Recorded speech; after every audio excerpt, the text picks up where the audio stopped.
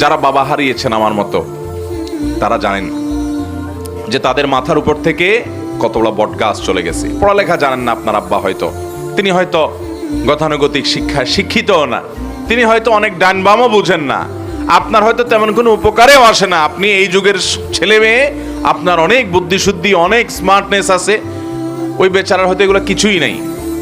এরপরেও সন্তানের জন্য যে দিল থেকে একটা দোয়া আসে, সারা দুনিয়ার সমস্ত হুজুর একসাথে হয়ে দোয়া করলে ওই বাবা মার দোয়ার সমান কোনো দিনই হবে না।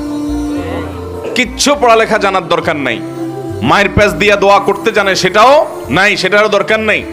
অনেক আয়াত হাদিস জানে, অনেক দোয়া দুরুদ জানে, এরকম কিছুও না।